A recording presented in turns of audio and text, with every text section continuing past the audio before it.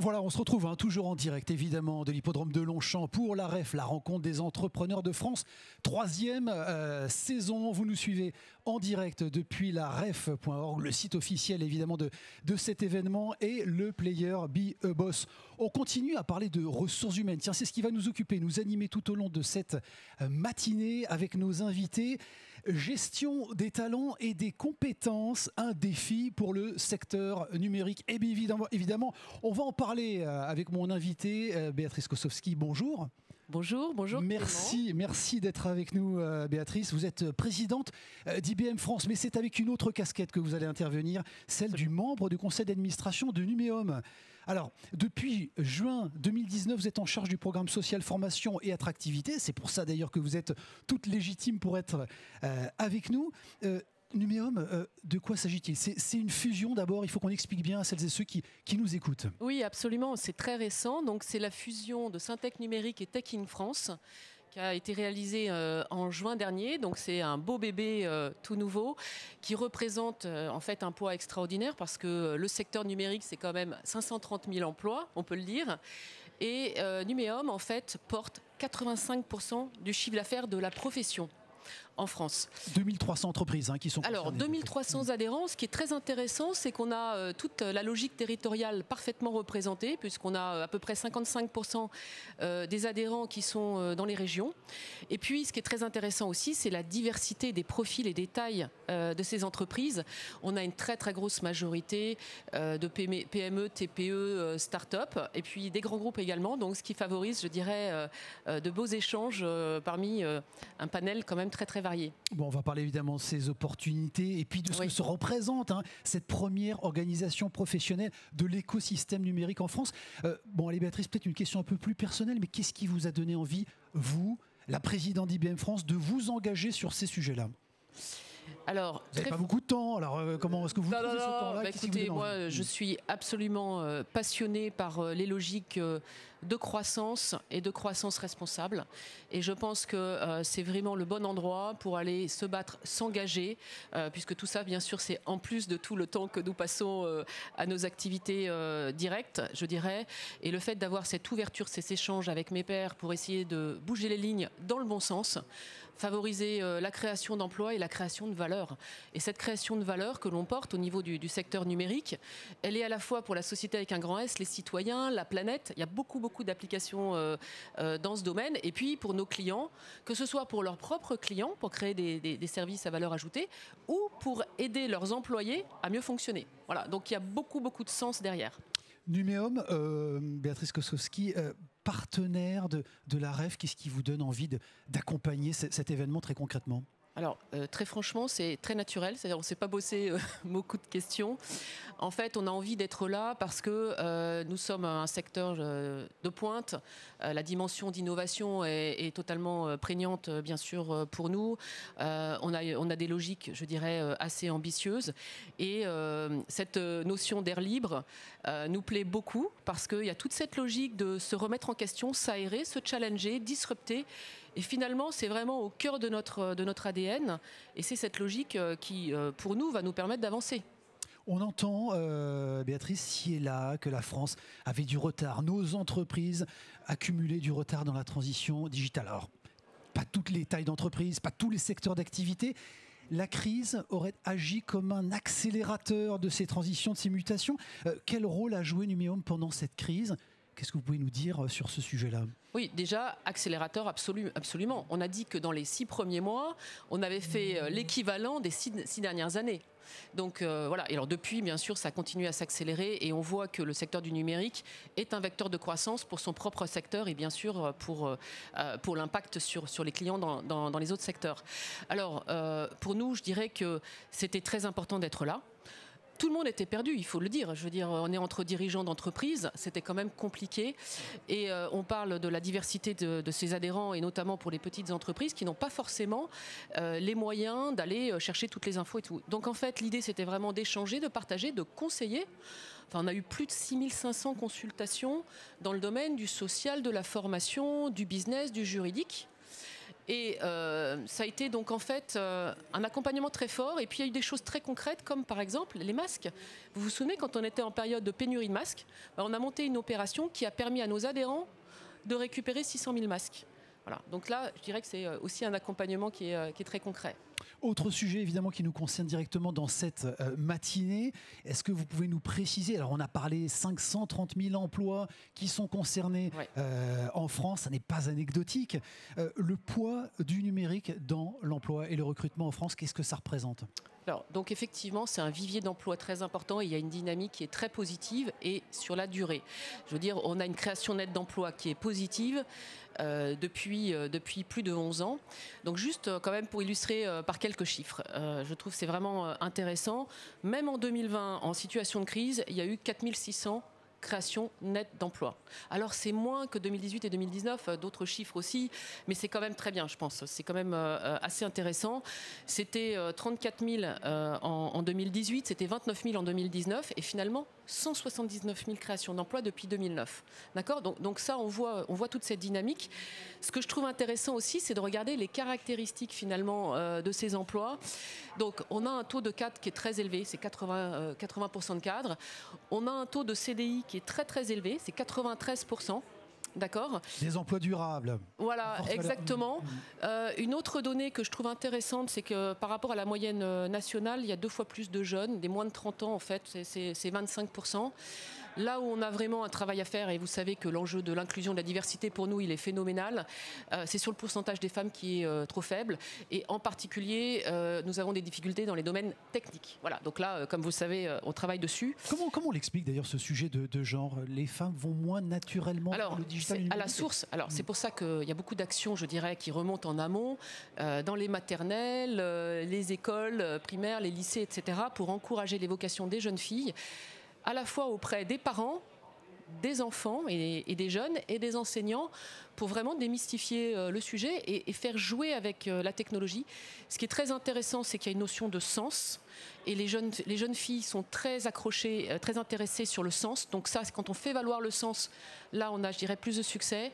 Et moi, je vais vous dire une grande fierté récente, c'est quand je vois tous les emplois que nous avons créés chez IBM pour l'intelligence artificielle. Là, on est à parité dans les recrutements. Donc, les choses vont quand même bouger. Maintenant, par rapport à ce qu'on dit sur le poids du secteur, en fait, l'an dernier, on a été en recul en termes de chiffre d'affaires, mais cette année, la croissance, elle est évaluée à un petit peu moins de 5%, ce qui veut dire qu'on va revenir au niveau 2019 à la fin de cette année, d'après nos prévisions. Vous êtes confiante, optimiste par rapport au taux de... Oui, on est confiant. Donc voilà, maintenant, il faut que nos clients aillent bien. Et en tout cas, 54% des directeurs informatiques prévoient de la croissance dans leur budget informatique. Donc ça, évidemment, ça va soutenir pour nous les créations d'emplois. Elles ont redémarré à 95% depuis le début de l'année. Donc je dirais que là, on y est. Et ce qui est intéressant aussi en termes de tendance, c'est qu'on a une forte croissance, presque 30% de croissance sur les emplois des jeunes. Voilà, donc ça c'est une bonne dynamique. Bon, voilà pour ces métriques. Béatrice Kostowski, la gestion des compétences, c'est devenu, ça a toujours été, mais c'est devenu plus que jamais un enjeu majeur du secteur. Oui, alors je vous confirme, c'est un enjeu majeur et c'est un enjeu très complexe. C'est compliqué pour nous à gérer et tous les dirigeants avec qui je discute, que ce soit les clients, les donneurs d'ordre ou les acteurs du numérique, c'est une de leurs premières priorités. Pourquoi ? Parce que, on a un niveau d'innovation qui est phénoménal, qui est inédit et je dirais qui est en accélération permanente, ce qui veut dire que les compétences sont obsolètes très rapidement. En fait, moi, je vois par exemple chez IBM, je sais que tous les 2 ans, en gros, les offres que je vais avoir, elles vont être caduques. Ce qui veut dire que pour mettre au goût du jour et même avoir un train d'avance, c'est quand même très challenging pour tout le monde. Et il y a une accélération de projet, donc globalement, il faut être là. Donc, ce que ça veut dire, c'est que, il faut bien gérer les équipes qui sont déjà dans le secteur du numérique, et 2, il faut aller en chercher d'autres pour aussi amener cette dimension de diversité et d'inclusion au-delà, bien sûr, des bienfaits de l'insertion. Ce que je trouve intéressant, c'est qu'on a une bonne visibilité sur les profils que l'on cherche, les domaines, les compétences. Donc tous les observatoires, je dirais, ont quand même une bonne vision. On cherche des développeurs, on cherche des consultants système réseau, on cherche des personnes dans le domaine de la sécurité, de la sécurisation des data, l'Internet des objets, la traçabilité, je dirais les architectes techniques. Donc tout ça, c'est quand même très clair et c'est important parce qu'il faut quand même qu'on sache ce que l'on va chercher. Au bout du compte, un dernier chiffre quand même percutant, c'est quand même 232 000 emplois, recrutements que l'on doit faire d'ici 2027. Donc il y a un bel enjeu. Il y a un bel enjeu. Est-ce que les entreprises, Béatrice Kosowski, doivent finalement monter leur propre école, ou il faut que le dialogue s'améliore avec les centres de formation, avec les environnements académiques, pour qu'il y ait une vraie adéquation entre les besoins et les offres pour ces profils-là? On parle justement souvent, vous parliez de ces besoins qui sont très vite, ou en tout cas de ces profils qui sont très vite obsolètes. Ouais. Comment on fait pour améliorer le dialogue et la performance, l'adéquation entre ces profils et les besoins des entreprises? Donc, ce qui est clair, vous l'avez dit, il faut travailler ensemble. Il faut travailler ensemble. C'est vraiment dans cette optique Numéum qu'on se positionne. Ça veut dire les pouvoirs publics, toutes les organisations dans les régions. Je vais vous donner des exemples dans les régions. Et les entreprises, parce que toutes les initiatives qu'on doit avoir doivent être faites en concertation avec les entreprises qui vont être les recruteurs. Quand je vous ai parlé des 530 000, ce qui est intéressant, c'est que là, je vous parle du secteur du numérique. Je ne vous parle pas de toutes les personnes qui travaillent dans le numérique chez les clients. Et c'est bien l'opportunité de création d'emplois, elle est bien sûr des deux côtés.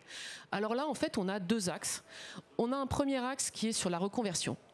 Et on a de la chance parce que la matière que l'on travaille, finalement, fonctionne très bien en termes de reconversion. Je vais vous donner des exemples. Quand une personne qui est infirmière ou quelqu'un qui est plombier a la capacité à se reconvertir en développeur ou en administrateur système, ben moi je trouve ça magnifique. Et en plus, on crée des talents hyper motivés, hyper assidus et qui ont envie de progresser. Ce sont des formations courtes, ça ne décourage pas, on n'est pas sur du long terme, non. Des choses compliquées qui vont être coûteuses. Alors, il y a une sélection des dossiers, hein. Par exemple dans le programme qu'on a Numérique Emploi, qui est dans la région du Grand Est, qui tourne depuis 6 ans, où il y a un taux de retour à l'emploi de 80%, donc c'est super probant.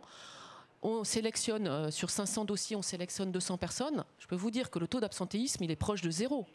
Donc ça, c'est quand même extraordinaire, ça montre la motivation. En revanche, il faut être hyper pragmatique, et c'est pour ça que c'est important de travailler ensemble. C'est qu'il n'y a pas de miracle non plus. Donc il faut faire les choses de façon posée. Numérique Emploi, c'est 400 heures de formation, et plus si nécessaire. Voilà, donc, et c'est pour ça qu'il faut se poser, avoir cette logique territoriale ou une logique intersectorielle qui peut tout à fait avoir du sens aussi, bien sûr. Quand on sait que dans tel secteur, l'emploi est menacé, bah, il faut anticiper. Il ne faut pas attendre que les gens quittent l'entreprise pour avoir des programmes. Voilà, et donc on travaille sur ces deux axes. Donc ça, c'est sur la reconversion, et je dirais que c'est quand même assez probant. Et très franchement, sur les 6 dernières années, il y a plus de 25 000 personnes qui ont été accompagnées, je dirais, dans le retour à l'emploi pour des demandeurs d'emploi. Le deuxième axe, on en a parlé tout à l'heure, les jeunes. Formation initiale. Voilà, formation initiale et les jeunes, et avec un focus sur les jeunes filles, comme on disait. Donc là, en fait, bien sûr, alors on fait toutes les actions que vous imaginez de sensibilisation pour créer des vocations, et on travaille vraiment sur les enseignants, etc. Il y a un programme qui est très intéressant qui a été pour nous lancé au niveau d'IBM dans le monde sur 28 pays, quand même 150 000 étudiants, et qui a fait ses preuves.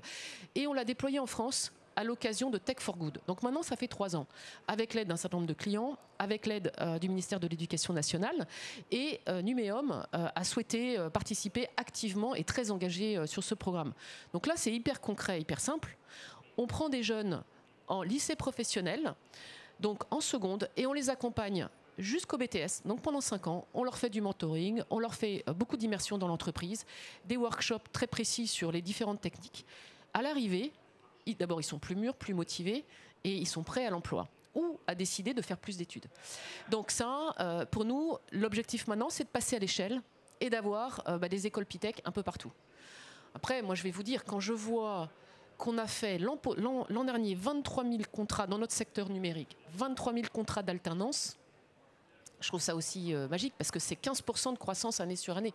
Des indicateurs, bien sûr, encourageants. Toutes les mesures qui visent à encourager l'alternance sous toutes ses formes, on est hyper favorable, bien évidemment. Bon, un mot de conclusion, je ne vais pas vous laisser partir évidemment sans parler de cette crise et de ses effets sur l'organisation du travail. On l'a dit, accélérateur de la transition digitale, même pour les plus récalcitrants. Il va falloir s'y mettre là.